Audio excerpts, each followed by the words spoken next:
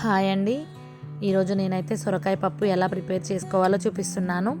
ముందుగా pressure cooker తీసుకొని అందులో తగినంత కందిపప్పును తీసుకున్నాను. దాన్ని శుభ్రంగా కడిగి పీల్ చేసుకొని కట్ చేసి పెట్టుకున్నటువంటి సొరకాయ ముక్కలు వేసుకుంటున్నాను. దానితో పాటుగా ఒక ఆనియన్ని చిన్న చిన్న ముక్కలుగా కట్ చేసి వేసుకుంటున్నాను. అందులోనే కొద్దిగా చింతపండు, కొంచెం సరిపడా కారం, తగినంత ఉప్పు వేసి వాటర్ పోసుకొని మూత పెట్టి స్టవ్ ఆన్ చేసుకుంటున్నాను. 2 విజిల్లు వచ్చేంత వరకు ఉడికించుకున్న తర్వాత ప్రెషర్ అంతా పోయాక తీసి స్పూన్తోని కొద్దిగా మెదుపుకొని దానిలోకి కొద్దిగా ధనియా పౌడర్ వేసి అలాగే 5 మినిట్స్ ఉడికించుకుంటున్నాను. ఇప్పుడు ఇంకొక బౌల్ తీసుకొని అందులో 2-3 టేబుల్ స్పూన్ల ఆయిల్ వేసి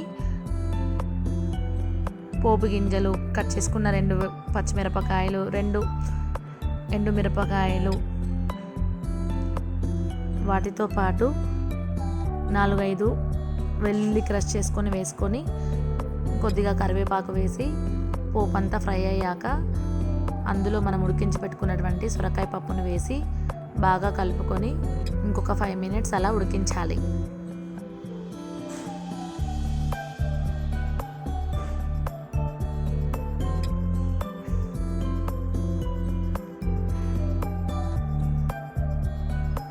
ఫైనల్గా కొత్తిమీర వేసుకొని గార్నిష్ చేసుకుంటే వేడివేడిగా సొరకాయ పప్పు ready.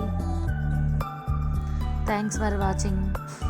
Please like, share, subscribe to Sushee మహా వ్లాగ్స్.